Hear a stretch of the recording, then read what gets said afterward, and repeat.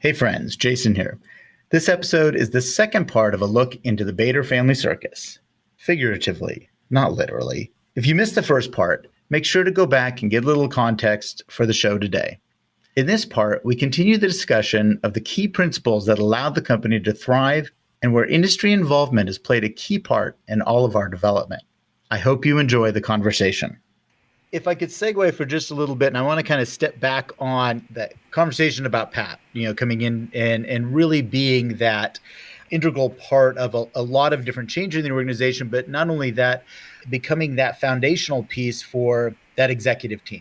And I think, Dad, this is one of the things that I really, have appreciated over the years, and I share with a lot of my clients, honestly, is that it is critically important for the founder and the leader of that organization to surround themselves with really great people, and really focus on the best people you can bring in, to augment your deficiencies or, your lack of a skill in one way or the other. And so, I think back at some of the people that were brought into certain roles. I mean, Pat jumps out at me for sure, on the financial side. And then I look at Bob, Bob Brady, even though, yes, he was part of that acquisition of West Pacific Sales, he was really the general manager. He was the galvanizer, in a lot of the sales side and the revenue generation side in the organization. Well, we made some expansion decisions too. We Yes. moved into the Seattle market Yes. by acquiring Wagner.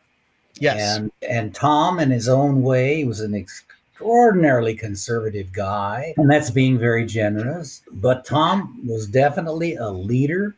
Yes. And he definitely had a good handle on sales, and he had a very good handle on employees. So he was a great addition because he got us into the Seattle market. Yep. That was a market that we needed because the Northwest has only one really big community, and that is Seattle and Seattle North. And then it was where we needed to be. The construction in Seattle was double what it was in Portland. And that was something that we just had to go there.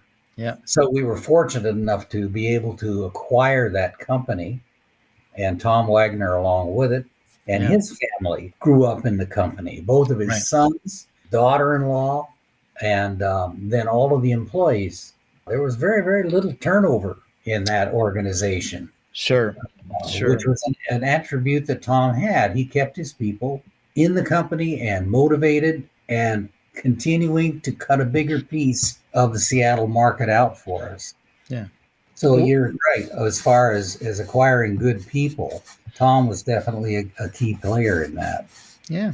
Yeah, absolutely. And that's one of the things that, as I said, I share with a lot of clients, but I admire is that, you would bring these folks in, but you would let them do their thing, that you didn't step on their toes and you didn't have to get involved with everything.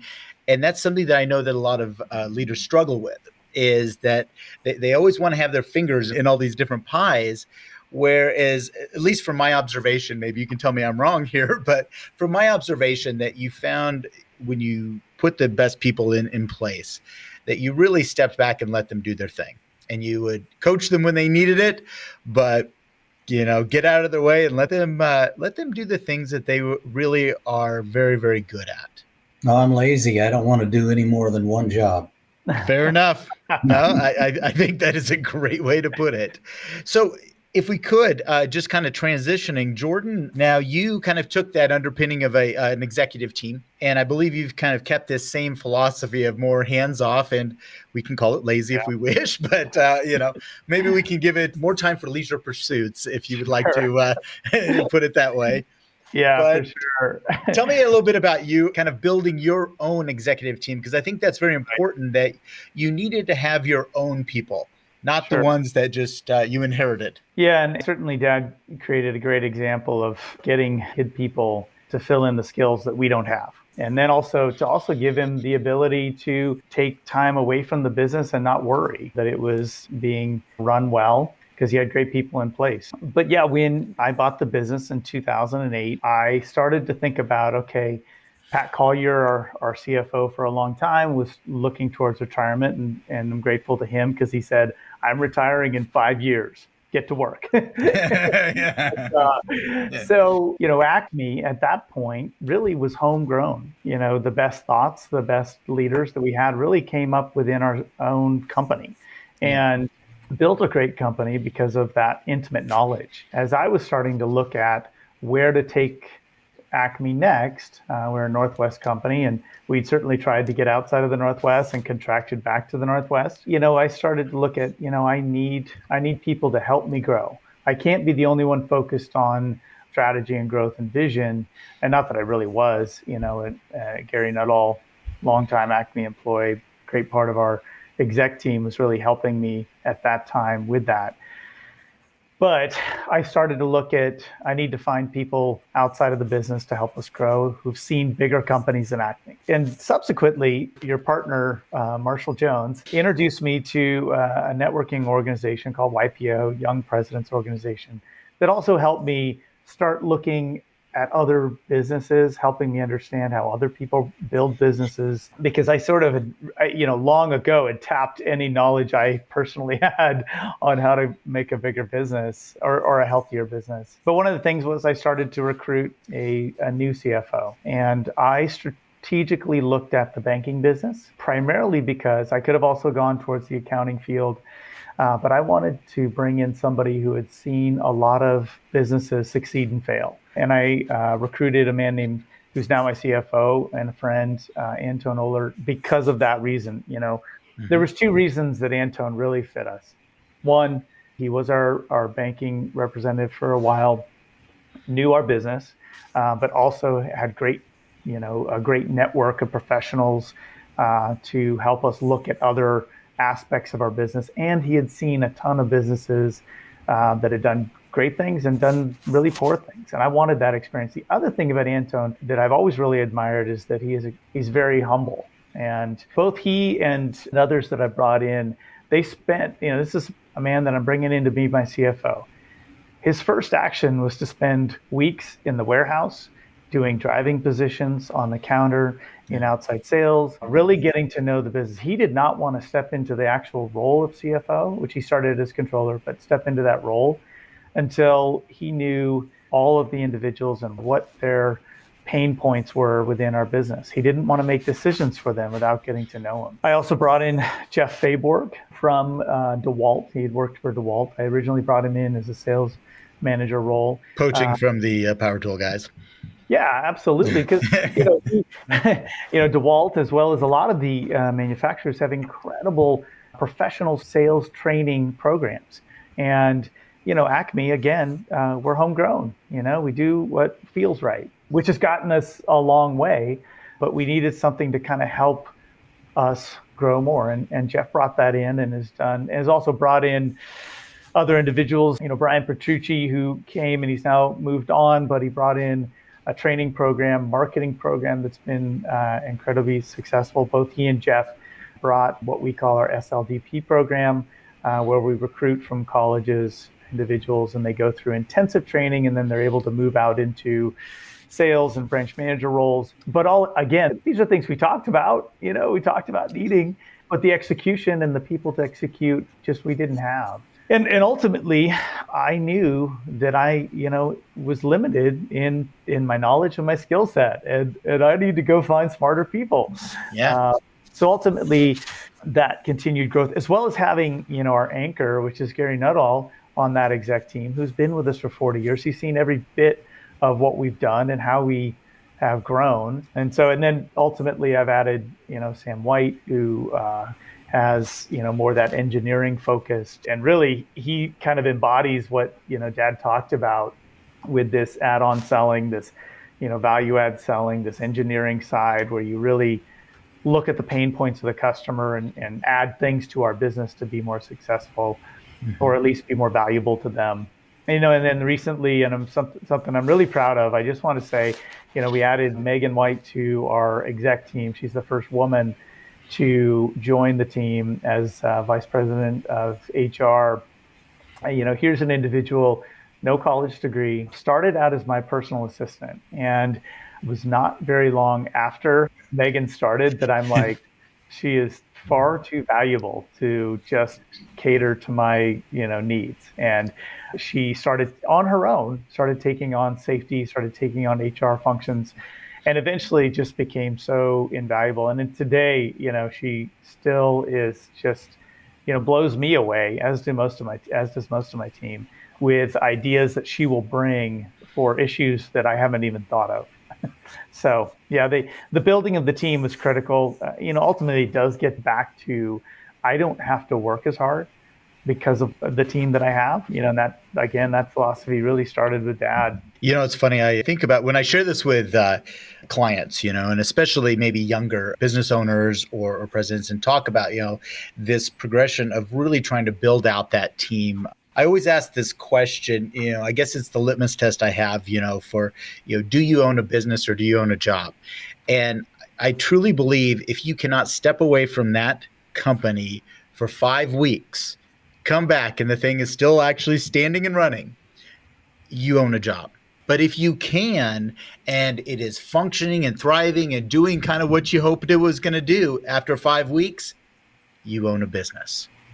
And and frankly, the 5 week span was when Dad would go out on the boat for 5 weeks, and look, there's no magic to it. I'm kind of, revealing some of my tricks here on air, but that was really, the philosophy I saw. And it was something that I try to help clients emulate as much as possible, is to, hey, if you can step away from this thing and come back and it's still doing kind of what you expected it to do, you now own a business. So.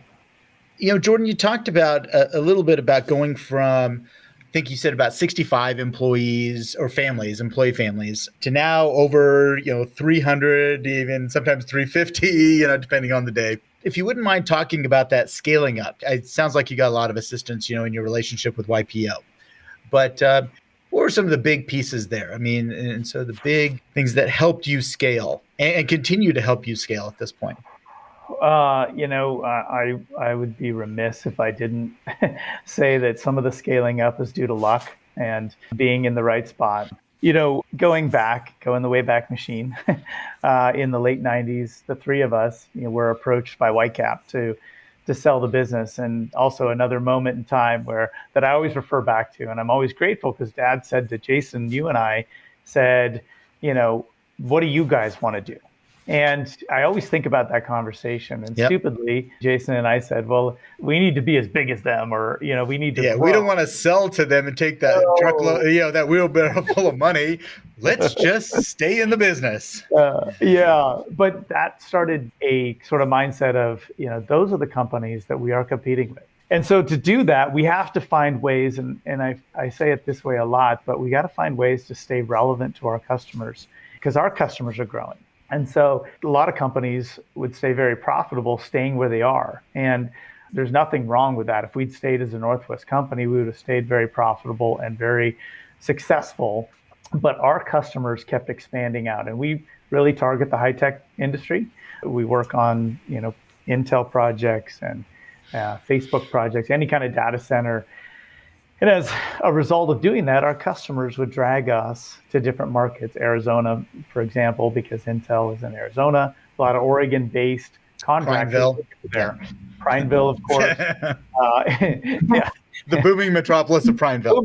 Booming. But what's interesting about that is that, Prineville was one of our first small market locations. And now we have 3 small market locations that solely focus on that high-tech industry and data center industry. But, your real question is, how do you go from the want to the do, or the thinking about it and doing it? And, for us, we looked at a number of different ways. Sometimes it was through acquisition, which we've made a couple of acquisitions. And then we've also opened locations. And, I'm not going to tell you which way is better because there's good and bad of every decision. And, we've had acquisitions that, as we look back on, many would say, you shouldn't have done that. And I don't ever say that, because I look at, you make the best decision you possibly can given the information you have.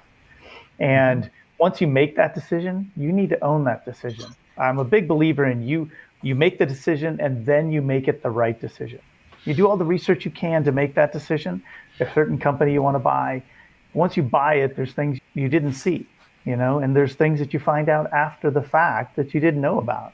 And now it's the work time, try to make that culture fit, make adjustments. Maybe some individuals, the Acme way, which isn't the best way, but it's our way, the Acme way doesn't fit them. And they end up moving on. Finding ways to do that with dignity is always pretty critical. But, the only way to scale up, and I've listened to a lot of your podcasts recently, and I just love people talking about this culture.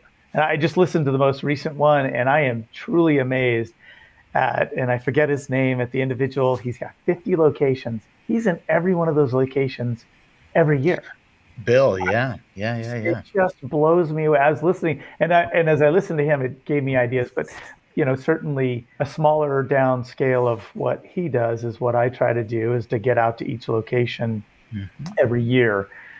We have 16 locations now, including a couple of fabrication shops, rentals, and I try to get to every location every year. I haven't been able to do that during the pandemic. And then honestly, this face-to-face Zoom video conferencing, it doesn't do the same. Right. There's no replacement for face-to-face conversations where you get to see body language, you get to know people outside of the formal presentation and understand what's important to them. And also have them understand that, we as a management team, as an exec team, we really care about their interests. And in the last couple of years where I haven't been able to do that, people start to make up their own answers, So anyways, this first few months I've gotten to now, I think 13 locations or plans for all 13 of the 16, and I'll have all of them done before the end of June. And as much work as that is, I come back fired up and charged from each of those meetings, just because I get to see what is important to my employees and what pain they're having, and then start to think about, like, each time we go into a location, I start to look at, like, do we need to improve the location? Do we need to do something that is going to make the experience for the employee and the customer better? On top of some of those things, and we've started to really focus in on culture and changing, how we present ourselves, something that it's a passion of mine, but also I think it's really important in our industry, is changing the landscape, changing the look, being more culturally responsible, and bringing, I loved how Bill put this. Again, just listen to it. And he said, he just simply, empowering more women to be as involved in your company.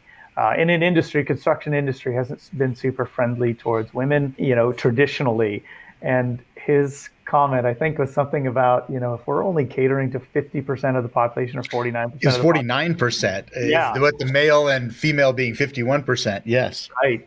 Then we're really missing out. And he's right. Yeah. And we found that we have several women. We have now a women's resource group. They talk about issues that are coming up, as well as just simply be an example, for other women to see, hey, this is an okay place to work. We're doing the same kind of work with people of color. We're trying to be much more welcoming to members of the LGBTQIA plus community. And so these kind of things are, again, important to me individually, but actually that doesn't matter. It's employee driven. Yeah. These are things that are important to our employees. And I think, really when you talk about, scaling an organization, that you do have to, because sometimes when you scale an organization, you do lose that culture and maybe that family feel and that family fit that, we spent so much time in when we were young, and probably what attracted us to remain in the company or to come back in a formal way. That as you grow, locations, you get spread out, and maintaining a culture or driving culture in your organization becomes harder. It just absolutely becomes harder, and it has to become more deliberate. And I think that's really what you're saying, is that it is a deliberate action.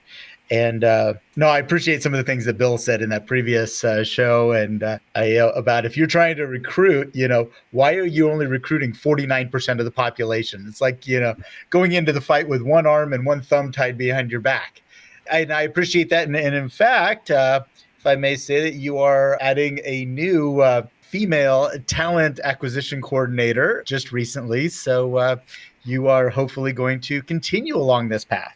Absolutely. Yeah, we've placed an offer to Portia Tuga, and I really hope that she joins the team. I haven't heard recently if she accepted the offer, but She's been doing this work in recruiting, and we can't put enough effort into recruitment, retention, and our culture. Got it. I'm looking at the time here thinking, okay, well, we may have to split this bad boy into two, or somebody's just going to listen to us at double speed like you do. Yeah. One of the things I love to talk about, and I like to kind of wrap most of the shows up with, is talking about industry involvement and giving back to the industry. Because I truly believe most of the leaders I've had on believe that that has actually really been an integral part of their career, is to turn around and look back at the industry as a whole and some of the groups that they belong to, and raise their hand and become part of the leadership and the continuity of those organizations. So Dad, if you wouldn't mind talking about maybe your involvement both with, well, briefly talk about Staffed Up, but more your involvement with Evergreen, because I think that's where you spent most of your time. Well, the thing you do there is you share what really works and you hide what doesn't work. There's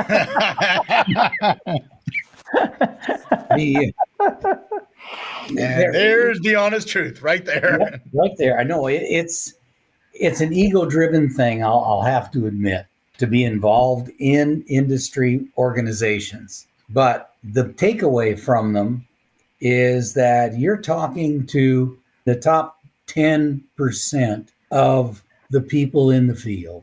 And you can't help but take away some real knowledge, even by accident. Just little pearls come out as you're communicating with these folks. And the other basic thing is getting to know them and know a little bit about their markets. Because I think some of the expansion that Acme is faced with is going into markets that have already been pioneered by some very successful businesses. And you have to know where your niche might be. And there's one of the takeaways from the involvement in industry organizations is that you're gaining an education that you couldn't get any other way. They don't write books about how to successfully penetrate a market. They talk about it in platitudes. And it becomes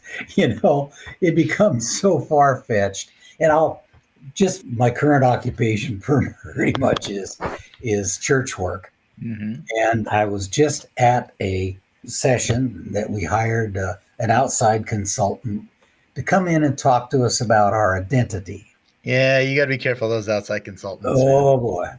Well, in this case, I mean, our pastor was really excited about this. Yeah. And I'm listening to it. In the first two sessions, I'm thinking, this is wordplay. There wasn't anything that I could wrap my arms around and say, I can take this back to the church and we can move forward. We can grow our church on it. And churches have taken a horrible hit during the pandemic. Most of them have lost upwards of 45-50% of their membership. So in most cases, all churches are in a rebuilding mode right now, or attempting to find out how to do it.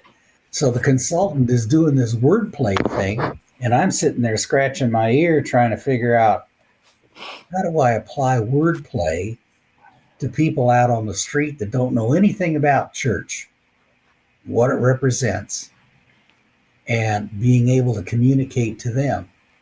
So anyway, I'm going to have a session this afternoon with my pastor and just lay it out for him that we've spent money on something that's not going to produce anything. Yeah, it's a shame. Now, most of the time in the industry, now I'll move away from this last conversation. In the industry, when you talk to people that are in your industry, large or small, whether they're dynamically growing their business or whether they are people that have built a good business and are holding on to it. Yeah, lifestyle businesses. Yeah, absolutely. Either way, you're going to take away some pearls that will help you do what you're doing every day. And as Jordan has pointed out, the larger your company gets, the more diverse your company gets, the more that you will have time to step back and think through a lot of the different problems because you're not in the fire. You're not in the middle of where the pressure is. Mm-hmm. You step back from, and if there's any pressure at all, it's what you create for yourself. So anyway, I'd say industry involvement, very important. Evergreen was a more tightly knit, focused organization. Mm-hmm.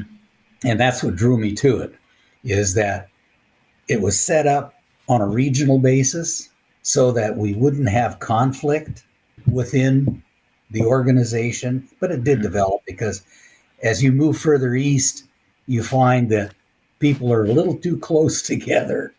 So there is conflict. Mm-hmm. And even today, with all the electronics and so on, there's probably a lot more of it. But anyway, I like the smaller organization. Just going to say that I wasn't, as involved as the two of you were, with Dad and Bob Brady, really kind of helping Acme be one of the founders of Evergreen.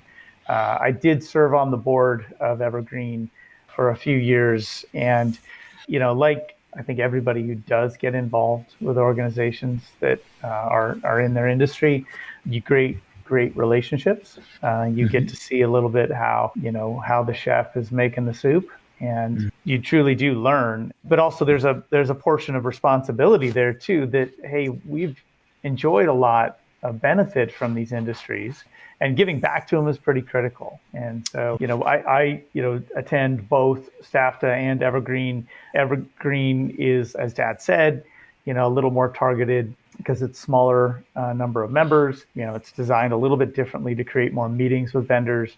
STAFTA is a little bit about finding out what's new that's going on in the organization. You see a greater number of other distributors who I've been fortunate enough to make relationships with and learn a little bit about products that I'm not really currently doing business with. And so there's value in both. It's just, they're just differently run and they have different purposes. But I think getting involved with those industry groups is critical, just from a show of respect to the industry that's benefited us all. So I'm grateful, certainly, for the time that I've spent with them, and also kind of for the foundation that both of you laid for Acme. I've also, at this point, have been able to bring other individuals from my company into that involvement. So I think that's an important thing to do. It doesn't have to be the owner, leader of the company that's involved. Other people can get involved and find ideas and bring them back. Also want to say that, those organizations, as they evolve and have struggled through this changing environment, they have continued to help build the foundation of what is Acme. And, I'm certainly grateful for the leaders that started those organizations, because I don't know that we would be anywhere near the company that we are today without them. Yeah, absolutely. I mean, and I've shared this several times on the show, is that, I'm eternally grateful for my involvement with STAFTA. I was probably more involved with STAFTA than either of you, from a board level, and then eventually getting up to, being honored with that presidency. But I think back to the reason I served. At first, I wasn't quite sure why I did it, and why I wanted to do it. And maybe, Dad, you might have a point there. There might have been a little ego-driven side there that I have to admit to. It was really apparent to me very quickly what I could learn from these very, very intelligent people, all the way through from staff to board members, that all of them, had these amazing gifts that I could learn about, and I could give of myself as well. And I've always believed that, if you are willing to give of yourself into these organizations, those rewards will come back tenfold. And, I like to share with people that, granted, that was almost 20 years ago. I think it was right around 20 years ago that I was, active on that board of STAFTA, but I can literally pick up the phone and call any one of those board members or any one of those presidents, before or after, and they'll take my phone call and we will have a great conversation and we will pick up where we left off. So those are amazing relationships. And, Jordan, you alluded to, my partner, Marshall, he and I both served on that board, and we both feel very strongly about that industry involvement and that organization, and we wound up, we have businesses together now. So I think that there is this amazing benefit by being willing to kind of step aside, from your own day-to-day life and say, you know what, I want to step up and I want to serve and I want to try to provide for the continuity of that next generation or those next people that are coming into it. Yeah, I'd also say, STAFTA was the place where a lot of independent reps were able to go and be involved and learn the distributors, learn what other reps are doing, and then get involved, get in front of vendors because, they have a difficult relationship there. Always living on these 30-day contracts. Toughest part of the chain, man. Toughest deal in the chain. I would agree with you, Jordan.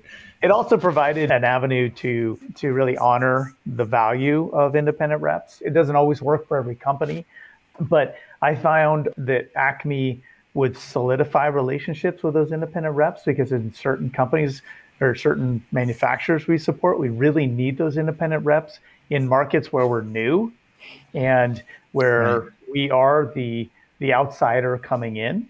And so whether it was at STAFTA or other opportunities, and again, Evergreen is doing a great job starting to educate reps regionally, but we would be selling ourselves to those independent reps. And I look at my job as a distributor as selling myself not only to the customer, to my employees, but also to the manufacturers, and it's very much including the field reps that are there every day. They know more about the jobs and the contractors out there than we will, being new. They're incredibly valuable. And at STAFTA, they have more of a role. Well, guys, as I kind of figured, we burned up a whole lot of time here, but thank you so much for taking the time to talk a little bit, Dad, about the history, and Jordan, where the organization has grown to and is going. I mean, those are phenomenal lessons. And again, thank you both, because really, I wouldn't be able to do what I do today if it hadn't been for you two. So really important for me. And I really appreciate, that support that you gave me when I got up there and resigned in front of a couple thousand people. All right. With that, I'm going to go ahead and call it. So again, thanks for taking the time. Yeah, thanks, Dave. This has been a lot of fun. Yeah. Appreciate it. Thanks for putting it together. All right. Take care, guys. You bet.